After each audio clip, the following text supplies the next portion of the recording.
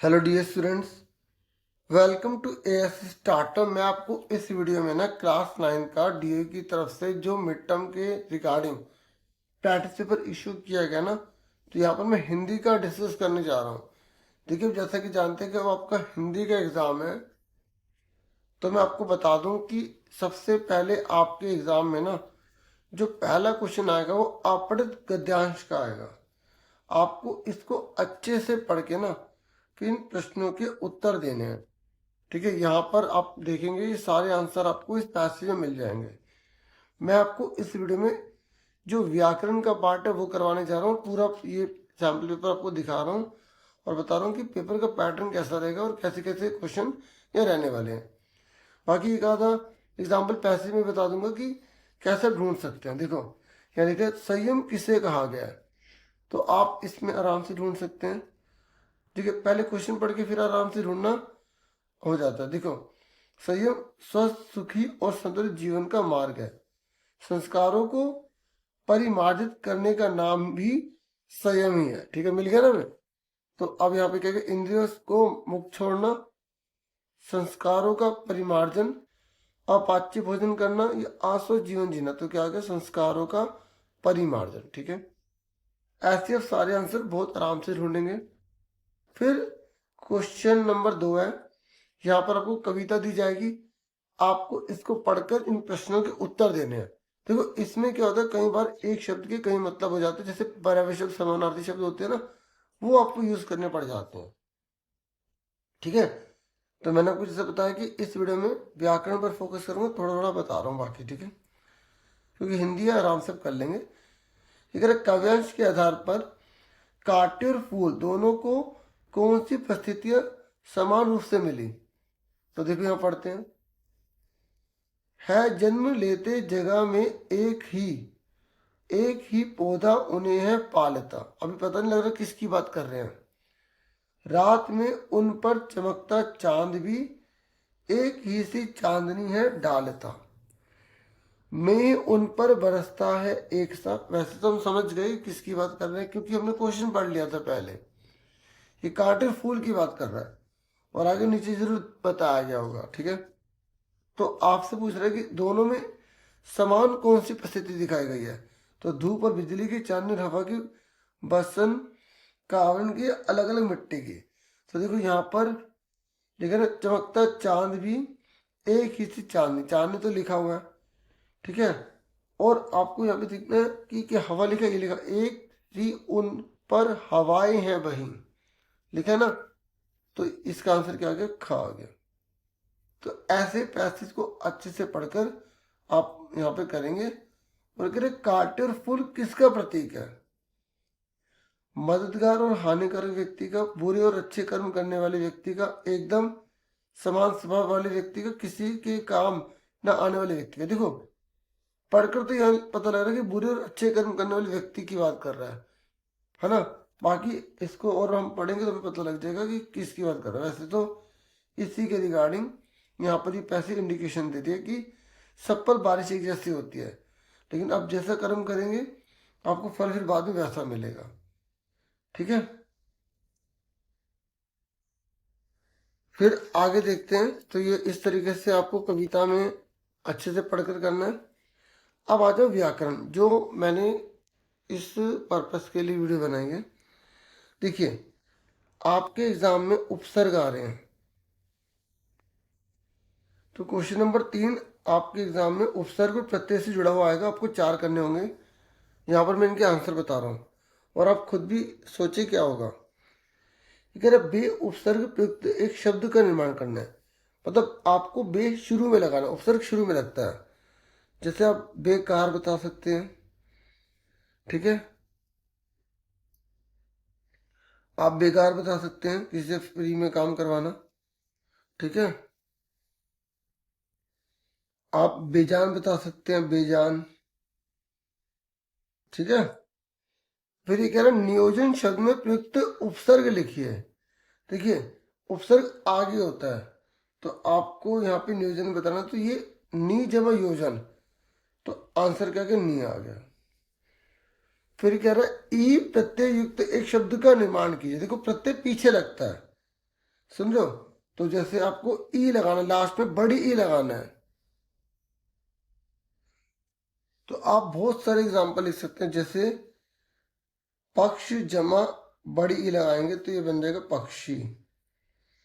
ठीक है, ऐसे आप पहाड़ जमा ई लगाएंगे बड़ी तो बन जाएगा पहाड़ी। ठीक है, इस तरीके से आप बहुत से एग्जांपल दे सकते हैं, बड़ी ई लगाना है बस। अगर सामाजिक शब्द में प्रयुक्त आपको प्रत्यय लिखना है, ठीक है, तो आप यहां पर बताएंगे समाज जमा एक। देखो ये जो समाज है ना, ये मूल शब्द कहलाता है, और ये जो एक है ना, एक, ये आपका कहलाएगा प्रत्यय। प्रत्यय पीछे लगता है, तो आपको खाली प्रत्यय पूछे तो आप सिर्फ एक लिख कर आ सकते हैं। ठीक है, फिर नेक्स्ट है यहाँ पर, अगर असरदार शब्द में प्रयुक्त मूल शब्द बताइए। तो पहले तो आपको पता लगाना पड़ेगा कि इसमें उपसर्ग और प्रत्यय कौन है, तभी तो आप पता लगा पाओगे मूल शब्द। तो देखो दार जो ना, दार वो प्रत्यय लगा है, तो आपको मूल शब्द बताना है। तो मूल शब्द आपका क्या हो जाएगा, असर हो जाएगा। ठीक है, अगर प्रत्यय पूछता तो हम दाल लिख देते। ठीक है, ऐसे ही आपको ना प्रत्यय उपसर्ग की और प्रैक्टिस करनी पड़ेगी। मैंने एक वीडियो बना रखी थी बहुत पहले, अब वो भी देख सकते हैं आप। प्रत्यय उपसर्ग लिख के ए एस स्टार्टर लिखना, आपको वीडियो मिल जाएगी। ठीक है, फिर आपके नेक्स्ट टॉपिक है चौथे नंबर पर, 5 में से 4 करने होंगे। समाज से जुड़े हुए क्वेश्चन है, तो आपको समाज सारे अच्छे से आने चाहिए। ठीक है, तो यहाँ पर जो एग्जाम्पल दे रखे हैं उसी के रिगार्डिंग समझाता रहूंगा, आपको काफी समझ में आ जाएंगे। ठीक है,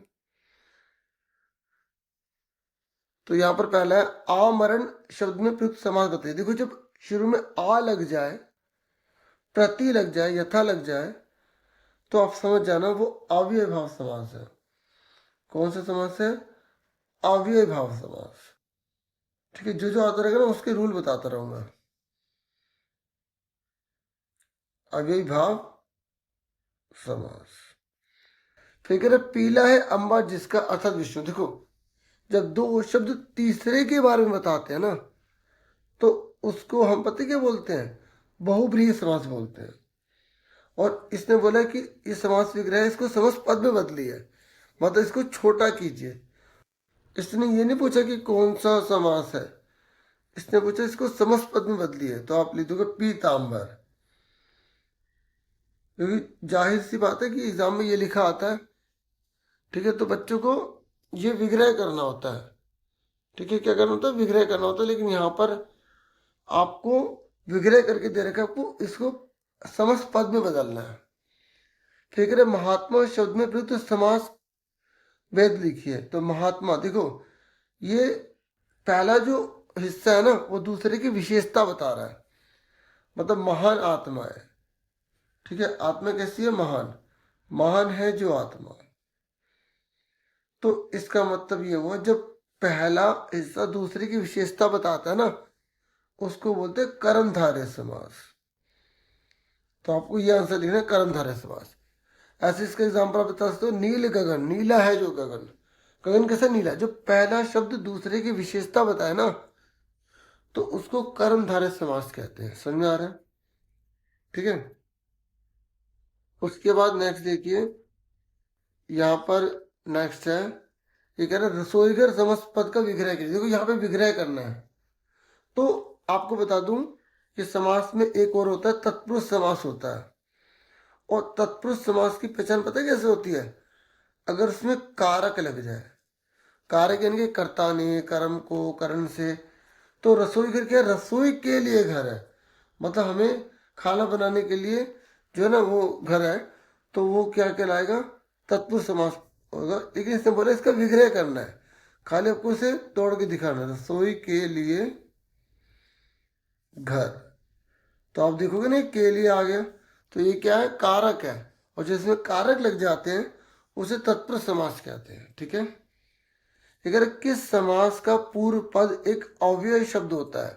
देखो ये जो था ना, ये शुरू में आ लग गया, यथा लग जाए, ठीक है, प्रति लग जाए, तो इन शब्दों को ना अव्यय कहते हैं, इसलिए तो इसका नाम अव्यय भाव समास है। सुन रहे मेरी बात? तो इसलिए अब यहाँ पर ये पूछ रहा है कि किस समास का पूर्व पद अव्यय शब्द होता है, तो आप बताओगे अव्ययभाव समास का ही होता है, अव्ययभाव समास। ठीक है, क्लियर हो गया। तो अब मैंने आपको ये दूसरा टॉपिक भी बता दिया। फिर पांचवें पे आ जाओ।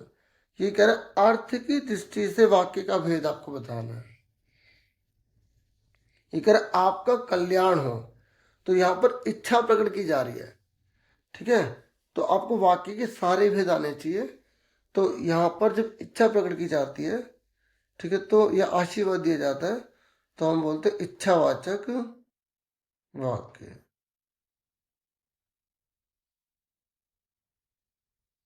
ठीक है, उसके बाद नेक्स्ट है झूरी इन्हें फूल की छड़ी से भी ना छूता था, तो ना आ गया, मना कर रहा है। ठीक है, तो जब मना कर रहा है तो यहाँ पर क्या होगा, निषेधवाचक वाक्य। तो जहाँ पे नहीं लग जाता है, ना लग जाता है, वो निषेधवाचक वाक्य होता है। ठीक है, फिर ये कह रहा है वह एक यजमान से मिलना चाहते थे, तो यहाँ पर बोला गया संदेहवाचक वाक्य में बदलना है। ठीक है, सुनो मेरी बात, संदेहवाचक मतलब जहाँ शक हो, तो आप यहाँ शायद लगा दो, शायद वह एक यजमान से मिलना चाहते थे। ठीक है, तो आप यहाँ पर मैं थोड़ा लिख देता हूँ, शायद वह एक यजमान से मिलना चाहते थे।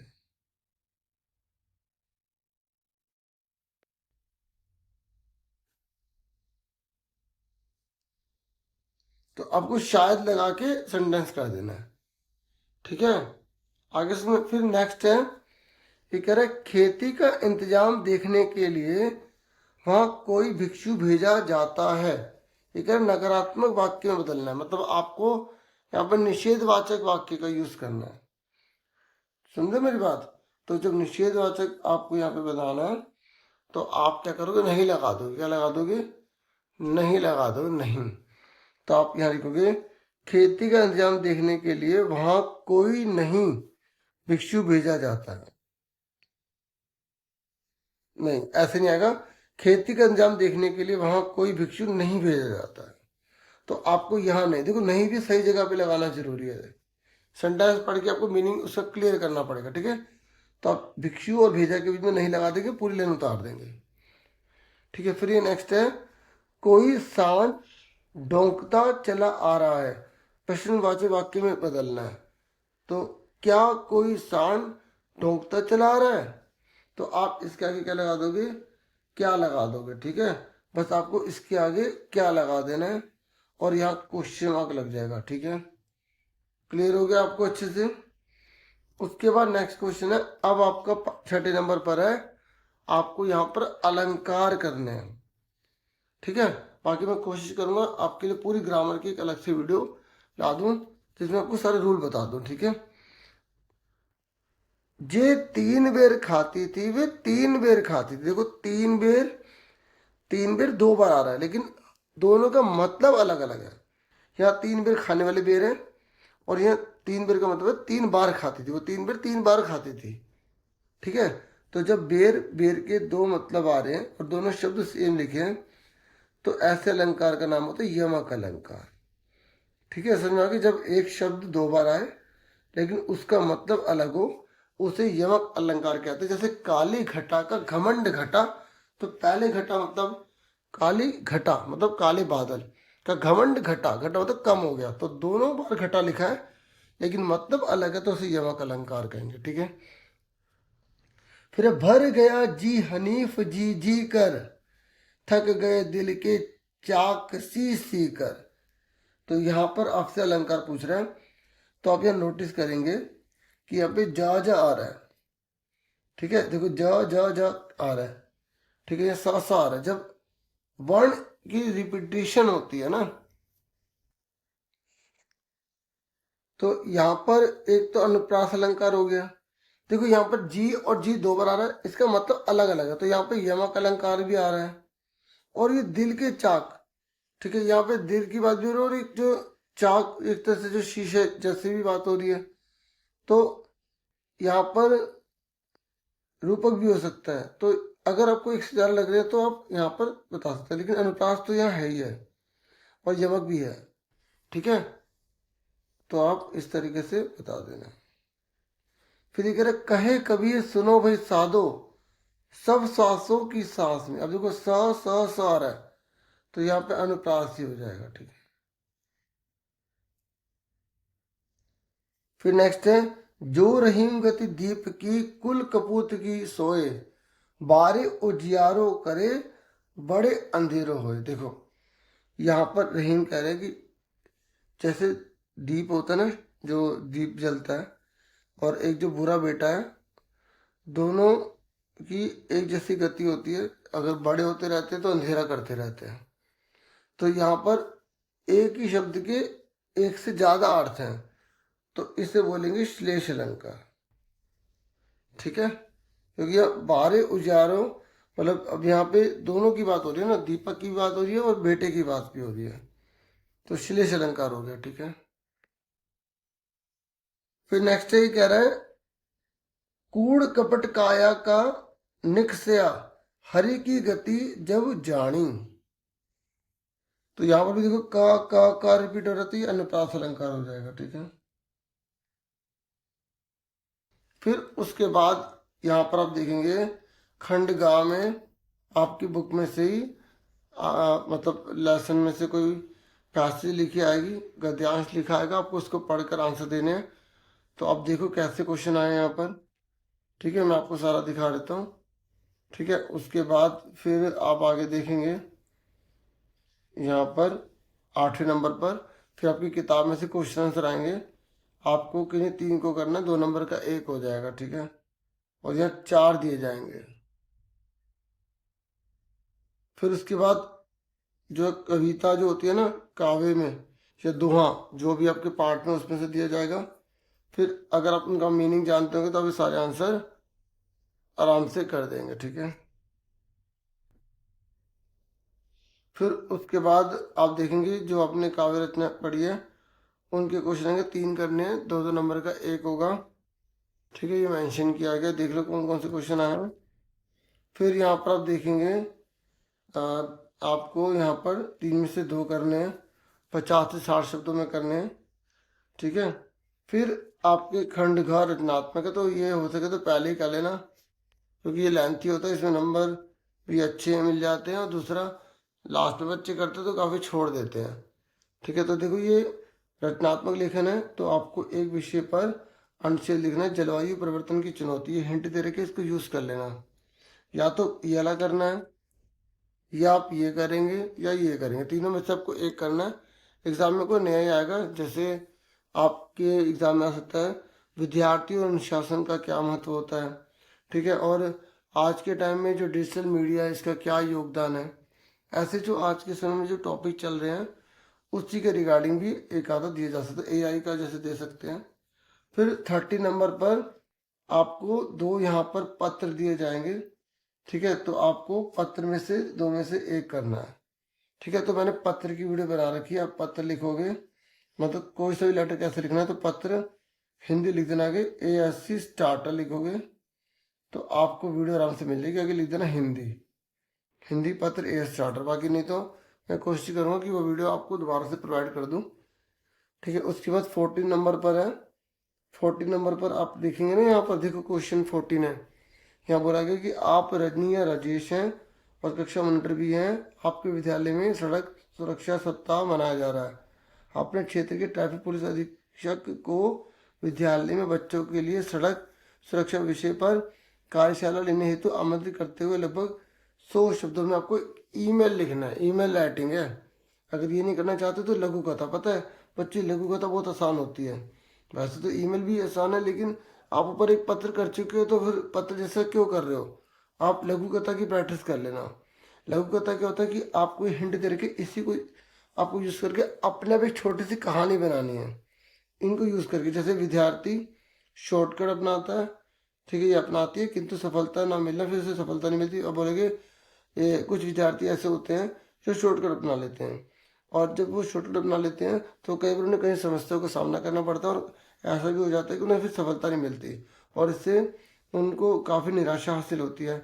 और शिक्षक द्वारा यही समझा जाता है कि परिश्रम से ही जीवन जो है सफल हो सकता है। तो ऐसे फिर लिख देना, एक बच्चा था, उसने कैसे कैसे करा, ठीक है, फिर शिक्षक ने समझाया, फिर उसने मेहनत करी और फिर सफल हो गई। जैसे वो चीटिंग कर रहा था, नकल मार रहा था और वो पकड़ा गया, उसका पेपर वो भी छूट गया, उसकी कंपार्टमेंट आ गई, ठीक है। तो ऐसे आप कुछ भी बना बना के लिख सकते हैं, ठीक है। फिर उसे आगे समझ में आ गया और वो पास हो गया और मेहनत करने लग गया। 15 क्वेश्चन है। यहाँ पर बोला कि संवाद लिखो। देखो संवाद जरूर आएगा, दो जनों के बीच की बातचीत। तो दो मित्रों के बीच में इंटरनेट के सुरक्षित उपयोग और साइबर अपराध से बचने के तरीकों के बारे में आपको बातचीत लिखनी है। तो 80 शब्द है, तो 8 लाइनों में पूरी बात खत्म कर देना। अगर ये नहीं करना तो फिर आपको ये करना पड़ेगा कि आप जेनिफर ये जोसेफ हैं और अपने विद्यालय की सांस्कृतिक समिति के सचिव हैं। विद्यालय में शिक्षक दिवस समारोह आयोजित होने जा रहा है। विभिन्न कार्यक्रमों में भाग लेने के इच्छुक विद्यार्थियों को सूचित करने हेतु लगभग 80 शब्दों में आपको सूचना लिखनी है। तो ये बॉक्स में लिखी जाती है। तो मैं तो ये एडवाइस करूँगा, संवाद की प्रैक्टिस कर लो, दो जनों के बीच की बातचीत ज़्यादा बेटर रहेगा, बाकी आपको जो अच्छा लगे, ठीक है। देखो पेपर में पैटर्न सेम ऐसे ही आएगा, ये करो या ये वाला करो, ठीक है। या तो संवाद करना होगा या सूचना करनी होगी, ठीक है। या तो ईमेल करना होगा या लघु कथा करनी होगी, ठीक है। पत्र करना होगा तो ऑप्शन में पत्र ही करना होगा। और विषय तो विषय मतलब यहाँ पर जो दे रखा है आपको निबंध या अनुच्छेद वही करना होगा, ठीक है। तो इतना ही था इस वीडियो में। Thank you for watching and listening carefully. Take care students.